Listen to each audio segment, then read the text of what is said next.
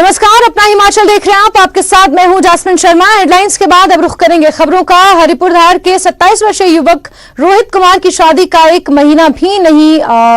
उसकी शादी एक महीना भी नहीं चली और उसने अपने ससुराल पक्ष के खिलाफ एक सुसाइड नोट लिखकर आत्महत्या कर ली। मामला पुलिस स्टेशन हरिपुर की ग्राम पंचायत जकलेहड़ की इंदिरा कॉलोनी का है, जहां हरिपुर पुलिस ने युवक आत्महत्या मामले में पत्नी, सास, ससुर और साले के खिलाफ मामला दर्ज कर लिया है। 4 लोगों पर आत्महत्या के लिए उकसाने का मामला दर्ज हुआ है। अभी 10 मई को ही मृतक की शादी देहरा के तरकाड़ा में हुई थी। वहीं इलाके में माहौल गमगीन है। तो बड़ी खबर आपको बता रहे हैं, जहां 27 वर्षीय युवक ने आत्महत्या कर ली है। ससुराल पक्ष पर हत्या का आरोप लगा है। सास, ससुर, साले और पत्नी पर हत्या का आरोप लगा है और हरिपुर के 27 वर्षीय युवक ने आत्महत्या कर ली है। माहौल गमगीन है। आपको बता दें, प्रताड़ित करने का आरोप लगाया है। सुसाइड नोट मौके से मिला है और मामला पुलिस स्टेशन हरिपुर की ग्राम पंचायत जकलेहड़ की इंदिरा कॉलोनी का है। हिंदू वाले की शादी इसमें वहाँ हुई है जकलेहड़ में। हाँ जी। रोहित कुमार से। हाँ जी। तो इनका आपसे थोड़ा था विवाद, आपसे थोड़ा चला था। ठीक है। पैसे डाले थे उनके घर परिवार वालों पर। हाँ जी। जिस कारण उनके दबाव के उसकी लड़की के माँ बाप के दबाव के कारण उसने सुसाइड कर लिया। ठीक है। नोट भी लिखा, सास, ससुर, साला और अपनी पत्नी का नाम लिखा। उनको किसी फर्द कार्रवाई पूरी करके कोर्ट में पेश किया जाएगा। ससुराल वालों की प्रताड़ना से विवश होकर सुसाइड नोट लिखने के बाद विवश होकर सुसाइड किया।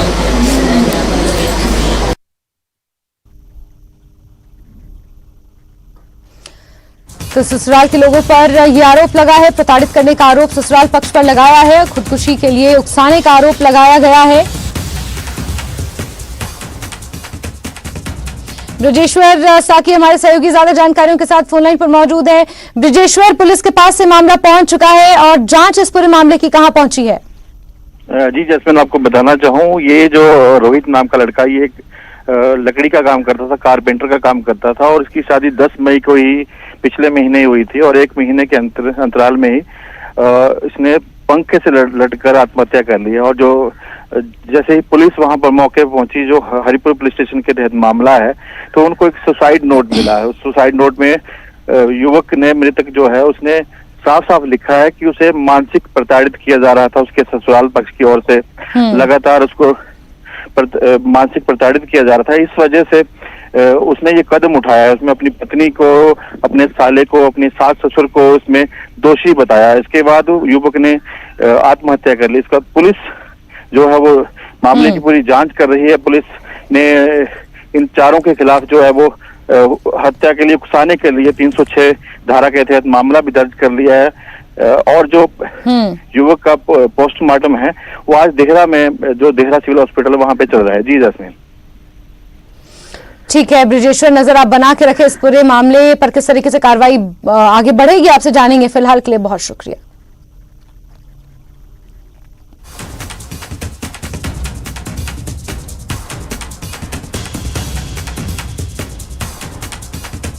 चलिए आगे बढ़ते हैं और शिमला के मुख्य मार्ग सर्कुलर रोड को चौड़ा करने की कवायद शुरू हो चुकी है। इसके लिए सीएम के निर्देश पर पीडब्ल्यूडी मंत्री विक्रमादित्य सिंह ने एक बैठक की, जिसमें शिमला शहर के विधायक हरीश जनार्था, डीसी, एसपी और नगर निगम शिमला के कमिश्नर मौजूद रहे।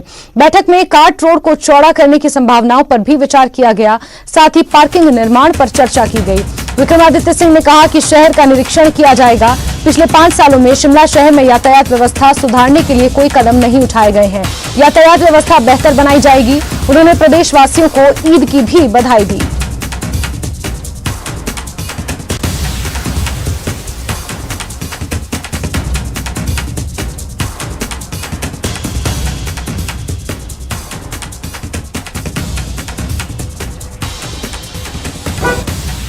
पहले तो मैं आज ईद की सभी प्रदेशवासियों को बहुत बहुत शुभकामनाएं देना चाहता हूं। और आज हम एक शिमला शहर के लिए एक जो है यहाँ की ईज ऑफ ट्रैफिक को मद्देनजर रखते हुए कुछ स्टेप्स लेने की शुरुआत कर रहे हैं। हमारे माननीय मुख्यमंत्री जी आदरणीय सुखू जी की भी ये सोच है और सभी हमारे माननीय जो लोकल विधायक है शिमला शहर के हरीश नाठा जी और हम सब की जिला प्रशासन की ये एक सोच है कि Shimla is the administrative political tourist capital of the state और हर पर्सपेक्टिव से शिमला शहर एक बहुत महत्वपूर्ण जो है वो राज्य का राजधानी है और यहाँ पे ईज ऑफ ट्रैफिक होना हम सब के लिए बहुत महत्वपूर्ण है।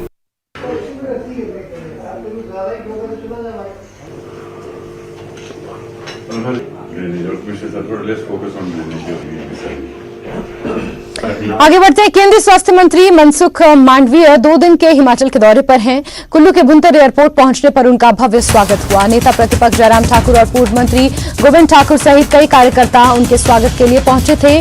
मांडविया ने अटल टनल का जायजा लिया। इसके बाद स्पीति के सिस्सू में मोदी सरकार के 9 साल पूरे होने पर आयोजित कार्यक्रम को संबोधित वो करेंगे।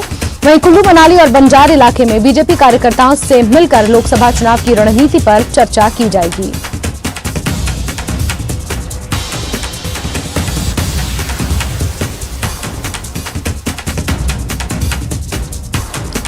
तो केंद्रीय स्वास्थ्य मंत्री मनसुख मांडविया पहुंचे हुए हैं कुल्लू के दौरे पर, जहां अटल टनल रोहतांग का उन्होंने जायजा लिया। वहीं कुल्लू मनाली के भाजपा के तमाम नेताओं के साथ एक बैठक भी की जाएगी। आगामी चुनावों को लेकर रणनीति पर भी चर्चा होगी।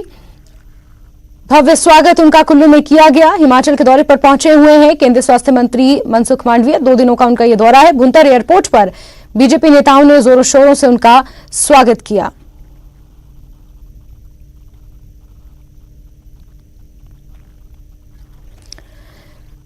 तो नेता प्रतिपक्ष जयराम ठाकुर ने उनका भव्य स्वागत किया। बीजेपी के तमाम नेता इस दौरान भुंतर एयरपोर्ट पर मौजूद रहे।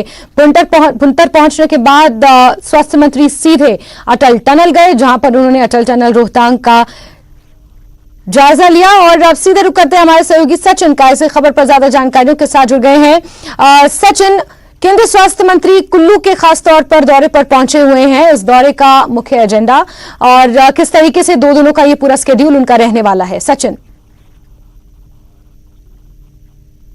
जी हाँ जस्मिन, देखिए जिस तरह जो केंद्रीय स्वास्थ्य मंत्री मनसुख मांडविया है वो अपने हिमाचल प्रदेश के कुल्लू जिले के 2 दिवसीय दौरे पर और अपने 2 दिवसीय दौरे आज उनका जो है पहला दिन और आज सुबह करीब 9 बजे वो जो भुंतर एयरपोर्ट पर पहुंचे और वहां से वो सीधा जो है अटल टनल रोहतांग पहुंचे और यहाँ पर पहुंचकर उन्होंने जो है अटल टनल रोहतांग की दीदार किया और यहाँ की जो खूबियां इस अटल टनल की उसके बारे में उन्होंने यहाँ पर जो है जो यहाँ के जो टनल के अधिकारी है उनसे जो उस अटल टनल की खूबियों के बारे में उन्होंने यहाँ पर जानकारी दी। इसके बाद वो जो है जिला लाहौल स्पीति के जो दूसरा छोर है वहां पर वो पहुंचे और वहां पर उनका जो है भव्य स्वागत जो है लाहौल स्पीति के लोगों के द्वारा वहां पर किया गया। और आज उनकी जो जिला लाहौल स्पीति का जो सिस्सू है यहाँ पर उनकी जो एक बैठक आयोजित की जा रही है, जिसमें वो भाजपा के जो कार्यकर्ता है उनके साथ वो यहाँ पर जो है बैठक करे और इसमें जो है नेता प्रतिपक्ष जो जयराम ठाकुर है वो मौजूद है। इसके साथ जो पूर्व शिक्षा मंत्री गोविंद सिंह ठाकुर, पूर्व जो जनजातीय मंत्री है डॉक्टर रामदास मार्कंडे, वो भी इनके साथ यहाँ पे मौजूद है और पूरी 2024 के जो चुनाव आगामी वर्ष होने वाले उसको लेकर यहाँ पर जो है पूरी रणनीति यहाँ पर जो तैयार की जा रही है। इसके बाद जो है केंद्रीय मंत्री वापिस जो मनाली पहुंचे और आज रात्रि ठहराव उनका जो मनाली में होगा, जबकि कल जो है अगले कल उनका जो है मनाली विधानसभा क्षेत्र के जो है घुड़दौड़ में वहां पर जो भाजपा कार्यकर्ताओं से बैठक करेंगे और वहां पर जो है चुनावों को लेकर रणनीति बनाएंगे और उसके बाद करीब दोपहर को 12 बजे जो है केंद्रीय मंत्री का जो कुल्लू विधानसभा क्षेत्र के देव सदन में वहां पर जो भाजपा कार्यकर्ताओं के साथ बैठक होगी और उसके बाद जो है वहां से जो है जिला कुल्लू के बंजार विधानसभा क्षेत्र के दौरे पर जाएंगे और वहां पर भी जो है वो भाजपा कार्यकर्ताओं से मुलाकात करेंगे। तो हम कहीं ना कहीं कह सकते हैं कि जिस तरह जो है अब भाजपा ने अभी से लेकर जो है 2024 को लेकर अपनी कमर कसते और अभी से जो है अपनी तैयारियों में वो यहाँ पर जुटे हुए नजर आ रहे हैं। जी जस्मिन। बिल्कुल सचिन, जिस तरीके से आप जानकारियां दे रहे हैं लग तो यही रहा है कि आगामी लोकसभा चुनाव 2024 के लिए इस पूरे संसदीय क्षेत्र को साधने की कोशिश स्वास्थ्य मंत्री द्वारा की जाएगी और जिस तरीके से भाजपा के कार्यकर्ताओं के साथ और नेताओं के साथ उनकी बैठक तय की गई है, कहीं ना कहीं अब आगामी चुनावों के लिए भाजपा जो है वो तैयार होती हुई नजर आ रही है। सचिन, बहुत शुक्रिया तमाम अपडेट्स के लिए।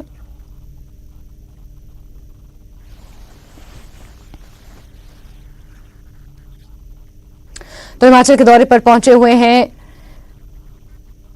केंद्रीय स्वास्थ्य मंत्री। 2 दिवसों का उनका यह दौरा है और आगे बढ़ेंगे और भाजपा के मुख्य प्रवक्ता और श्री नयना देवी जी से विधायक रणधीर शर्मा ने कांग्रेस पर हमला बोला है और शराब माफिया के दबाव में काम करने का आरोप लगाया है। उन्होंने कहा कि मार्च महीने के बाद हिमाचल प्रदेश में नई जगहों पर शराब के ठेके खुल रहे हैं। इसके लिए कई जगह पंचायतों से एनओसी भी नहीं ली गई। जो नियम सरकार ने बनाए हैं वो पूर्ण रूप से शराब माफिया को लाभ देने के लिए हैं। कहीं नशे के खिलाफ अभियान उनका जो है वो नौटंकी ही तो नहीं है, कहीं वो अभियान नौटंकी बनकर ना रह जाए। इसलिए भारतीय जनता पार्टी की मांग है कि वर्तमान कांग्रेस सरकार मुख्यमंत्री सुखविंदर सिंह सुक्खू शराब माफिया पर नकेल कसे और इस तरह जो जगह जगह ठेके खुल रहे हैं, हम देख रहे हैं नेशनल हाईवेज पर ठेके खुले। आप हैरान होंगे, कीरतपुर, मनाली। और एक बार फिर से आपको लिए चलते हैं राजधानी शिमला, जहां पर विक्रमादित्य सिंह इस वक्त सड़कों का जायजा ले रहे हैं और जिस तरीके से कार्ट रोड को चौड़ा करने की बात कही गई है, उन्होंने तमाम अधिकारियों के साथ एक बैठक की है और बैठक का क्या नतीजा रहा, इस बैठक में किस तरीके से निर्णय लिए गए हैं, उनका यहां पर जायजा लिया जा रहा है, समीक्षा की जा रही है। और रणबीर का सीधे रुख करेंगे। रणबीर, यहां पर तस्वीरों में हम साफ देख पा रहे हैं शिमला शहर से विधायक हरीश जनार्था भी हैं और पीडब्ल्यूडी मंत्री विक्रमादित्य सिंह भी हैं और सड़कों का जायजा लिया जा रहा है। बहुत जल्द क्या हम ये माने कि शिमला की सड़कें हमें थोड़ी चौड़ी नजर आएंगी और जो जाम लगता है उससे निजात मिल सकेगी? रणबीर जी हाँ, देखिए इस वक्त हम विक्ट्री टनल पर है। यहाँ पर तस्वीरें दिखाना चाहेंगे कि जो लोक निर्माण मंत्री है वो यहाँ पर जायजा ले रहे हैं और निरीक्षण यहाँ पर किया है। इस वक्त लाइव हमारे साथ जुड़ गए हैं। आप अभी संजौली गए, फिर स्नोडन गए, क्या संभावना है आपने तलाशी और क्या आपको लगता है कि इस ट्रैफिक जैम से निजात मिल सकती है? देखिए, हमारे लिए बहुत महत्वपूर्ण है कि शिमला शहर में खास रूप से जो हमारा यहाँ का जो कार्ट रोड है शिमला का, जो मेन हमारा सर्कुलर रोड है, उसको चौड़ा करना हमारी सबसे बड़ी प्राथमिकता है। हम इसमें ऐसा भी नहीं चाहते कि जो रेजिडेंट्स है या जो दुकानदार है उनको भी हम कोई प्रॉब्लम में नहीं डालना चाहते। तो पहली चीज जो है इसमें डिमार्केशन करवाई जाएगी। जो इसमें सरकारी संपत्ति है, डिपार्टमेंट की है, पीडब्ल्यूडी की है या सीपीडब्ल्यूडी की है, पहले उन जगह को आइडेंटिफाई किया जाएगा और जहाँ पे बहुत ज्यादा आवश्यकता है, एसपी शिमला हमारे साथ है तो ये हमको बताएंगे कि कहाँ कहाँ पे बॉटल नेक सबसे ज्यादा है, वो हम आइडेंटिफाई कर रहे हैं। क्योंकि जब बिल्कुल पीक सीजन है आपका या फिर सुबह जब स्कूल टाइमिंग होते हैं, ऑफिस टाइमिंग होते हैं, तो जहाँ पे अभी हम खड़े हैं ये आपकी जो यहाँ विक्ट्री टनल है, इस एरिया पे बहुत लंबे जाम लगते हैं। तो इसको हम कैसे हमने इसको वाइड करना है उसके ऊपर हम कार्य कर रहे हैं। तो first thing is demarcation, then we'll get a clear picture of where we are standing, जमीन किसकी है क्या है, उसके बाद फिर उस पर हम आगे की कार्यवाही शुरू करेंगे। संजौली में हमने सुना जब आप बातचीत कर रहे थे अधिकारियों के साथ भी, हरीश जी भी कह रहे थे हाइड्रोलिक लिफ्ट लगाने का भी कोई प्रपोजल है आपका? देखिए, वहाँ पे बिल्कुल संजौली चौक के साथ एक बहुत प्राइम लैंड है जो अभी भी एमसी के पास है। वहाँ पे मुझे लगता है पहले कुछ पूर्व सरकार द्वारा कुछ फाउंडेशन स्टोन भी रखा गया है, बट हम चाहते हैं कि उसको हाइड्रोलिक लिफ्ट वहाँ पे बनाकर हाइड्रोलिक पार्किंग बनाई जाए ताकि कम स्पेस में मैक्सिमम गाड़ियां लगी जाए। अगर हम नॉर्मल कन्वेंशनल पार्किंग बनाते हैं तो उसमें 200-300 गाड़ियां खड़ी होगी, अगर उसमें हाइड्रोलिक बनाएंगे तो उसकी डबल कैपेसिटी जो है वो बढ़ जाएगी। तो उस तरीके से उसको हम प्लान करने की कोशिश करेंगे। अभी तो जो है सिर्फ बातें करी है, चर्चाएं हैं। इसको एमसी इसका एक पूरा डीपीआर बनाएगी, फिर उसको हम मुख्यमंत्री जी से उसके बारे में बात करेंगे और बेहतरीन, क्योंकि शिमला में स्पेस कम है, उस स्पेस में मैक्सिमम यूटिलाइजेशन उसका हो, दैट इज आवर एंडेवर, उसके ऊपर हम काम करेंगे।